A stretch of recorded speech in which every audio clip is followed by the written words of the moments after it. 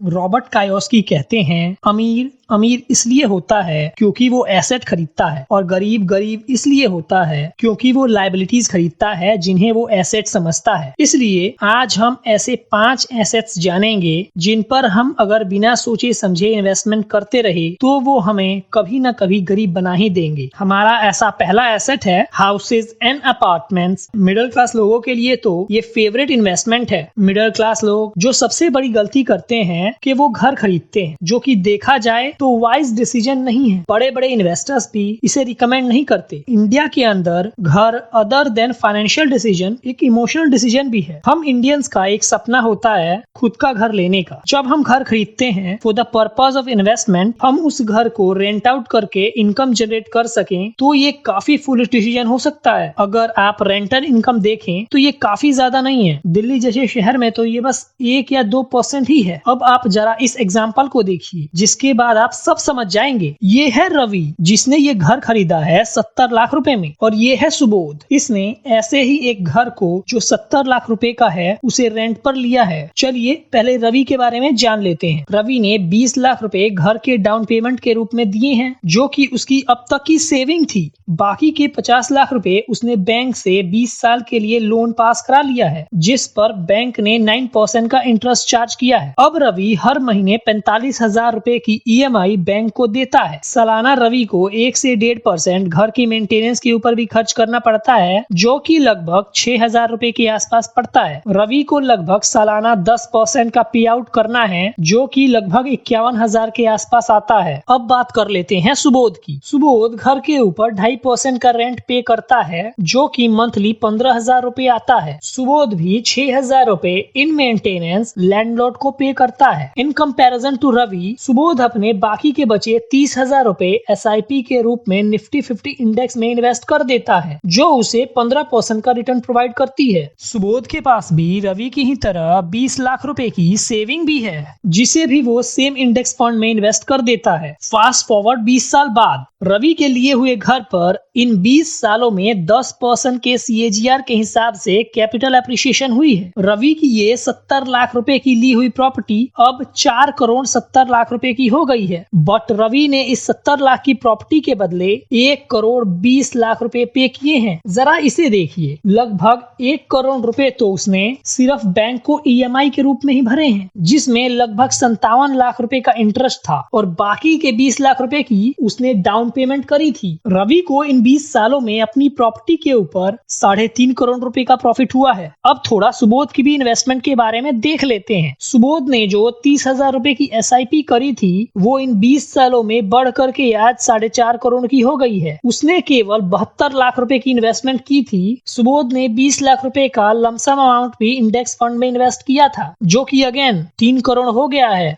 सुबोध को टोटल इन 20 सालों में अपनी इन्वेस्टमेंट से 7.5 करोड़ रुपए मिले हैं। इस एग्जाम्पल के बाद आप ये तो देख ही सकते हैं कि कैसे मिडिल क्लास का फेवरेट एसेट उसका घर उसे गरीब बना रहा है। हमारा सेकंड एसेट है कार या बाइक्स। द मोमेंट आप कार खरीदते हैं और उसे अपने घर लाते हैं वो बस उसी मोमेंट अपना 30% वैल्यू लूज कर देता है। मान लीजिए आपने गाड़ी खरीदी 10 लाख रुपए की। कार खरीदने के लिए आपको बहुत बहुत बधाई, बट अब इसकी वैल्यू सिर्फ 7 लाख रुपए की रह गई है। बस अब आप इसे 1 साल और यूज कीजिए फिर ये 5 लाख की रह जाएगी। कार एक डेप्रिशिएटिंग एसेट है जिसकी वैल्यू तभी तक है जब तक वो शोरूम में खड़ी है। मैं ये नहीं कह रहा कि आप अपनी लाइफस्टाइल को इंप्रूव मत कीजिए या कार मत खरीदिए, बट कार खरीदने से पहले आप इस रूल को जरूर फॉलो कर लीजिए जो है 24-10 रूल। 20 यहाँ डिपिक्ट करता है कार की डाउन पेमेंट को। मान लीजिए ये रवि है जिसने ये गाड़ी खरीदी है। इस गाड़ी का प्राइस 10 लाख रुपए है। अब according to this rule Ravi को 20% की डाउन पेमेंट करनी पड़ेगी, यानी कि रवि को 2 लाख रुपए डाउन पेमेंट के रूप में देने पड़ेंगे। अब बाकी के 8 लाख रुपए पर रवि कार लोन अप्रूव करवा सकता है। यहाँ पर 4 डिनोट करता है टेन्योर को, डेफिनेटली इन ईयर्स। रवि के इस कार लोन का मैक्सिमम ड्यूरेशन ओनली 4 इयर्स हो सकता है। 4 साल या कम साल का लोन ही रवि अप्रूव करवा सकता है अपनी गाड़ी पर। और यहाँ पर 10 है आपकी कार से जुड़े मंथली एक्सपेंसेस जैसे EMI, maintenance, fuel, insurance etcetera. Car से जुड़े ये जो भी सारे एक्सपेंसेस हैं वो रवि के मंथली इनकम का 10% ही होना चाहिए। रवि के 8 लाख रुपए के कार लोन पर, जो कि उसने 4 साल पर लिया था, मिनिमम 9% का इंटरेस्ट लग रहा है, जिसके हिसाब से उसकी मंथली ईएमआई होगी 19,908 रुपए की। मान लेते हैं मेंटेनेंस फीस रवि पे करता है 5,000 रुपए, इंश्योरेंस, फूल, टैक्सेस, बाकी सब खर्च मिलाकर 10,000 रुपए आता है। मंथली रवि के कार का पे आउट है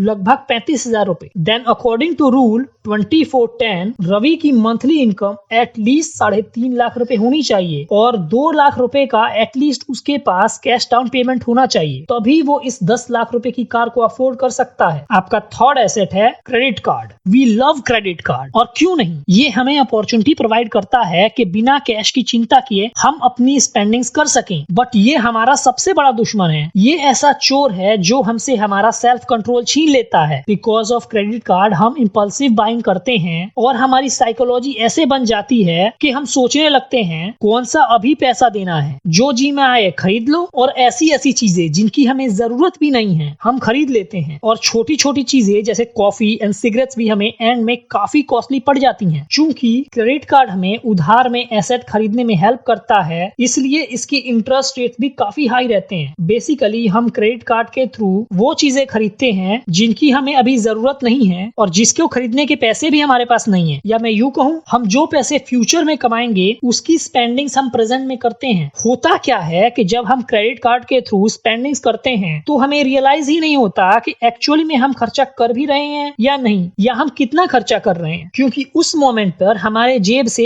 एक्चुअल पैसा नहीं जा रहा होता, बस एक अमाउंट जा रहा होता है जिसपे हम ध्यान भी नहीं देते। बड़े बड़े इन्वेस्टर्स भी कम से कम जगह पर क्रेडिट कार्ड यूज करना रिकमेंड करते हैं। इवन कई सारे इन्वेस्टर्स तो ये तक कहते हैं कि हमें क्रेडिट कार्ड ओन ही नहीं करना चाहिए। हमारा फोर्थ एसेट है इलेक्ट्रॉनिक आइटम्स। इलेक्ट्रॉनिक आइटम्स जैसे phone, TV, fridge, AC etcetera, लोग बहुत ज्यादा अमाउंट इन सब चीजों पे खर्चा करते हैं। देयर आर पीपल जो इनके प्रति एडिक्टेड होते हैं। जैसे ही आईफोन अपना नया फोन लॉन्च करता है, इवन दो लोगों के पास उसका पुराना मॉडल पड़ा हुआ है, लोग नया मॉडल खरीदने के लिए पागल रहते हैं, बिकॉज ये एक स्टेटस सिंबल है। लोगों को अमीर दिखना अच्छा लगता है, इवन दो वो अपने परचेजेस को जस्टिफाई नहीं कर सकते, फिर भी उन्हें शो ऑफ करना अच्छा लगता है। अपने फ्रेंड्स को और अपनी गर्लफ्रेंड को ये शो ऑफ करना कि वो कितने अमीर हैं, इसमें लोगों को बहुत मजा आता है। लोग 1.5 से 2 लाख रुपए के टीवी तो बस अपने नेबर को जेलस फील कराने के लिए खरीद लेते हैं, ये शो ऑफ करने के लिए कि वो कितने ज्यादा अमीर हैं, और वो उस टीवी को देखते तक नहीं है। अनटिल एंड अनलेस आप अपने इलेक्ट्रॉनिक आइटम्स की परचेज को जस्टिफाई नहीं कर सकते, उसे खरीदना एक बैड डिसीजन होता है। मतलब ये देखिए कि क्या आप अपने खरीदे हुए आइटम को यूज करके कोई वैल्यू क्रिएट कर सकते हैं। फॉर एग्जाम्पल, अगर आप एक ग्राफिक डिजाइनर हैं और आपका पुराना लैपटॉप इतना एफिशिएंट नहीं है कि वो आपके काम में टाइम बचा सके, और ये नया लैपटॉप इवन दो ये महंगा है बट ये आपके काम करने के लिए काफी एफिशिएंट है, तो ये परचेज एक अच्छा डिसीजन होगा, बिकॉज ये आपका वेल्थ क्रिएट करने में काफी हेल्प करेगा। नहीं तो ये डेफिनेटली आपको गरीबी की ही तरफ ले जाएगा। हमारा फिफ्थ एसेट है टाइम। ये है रमेश और ये है कुंदन। रमेश अपने 20s से ही इन्वेस्टिंग करता है, वो अपने 10,000 रुपए की SIP इंडेक्स फंड में करता है। कुंदन ऐसा नहीं करता। कुंदन अपने पैसों को मौज मस्ती में उड़ा देता है। 10 साल बाद कुंदन को रियलाइज होता है कि वो गलत कर रहा है, इसलिए वो फैसला करता है कि वो भी अब इन्वेस्टिंग करेगा। फिर वो अपने 20,000 रुपए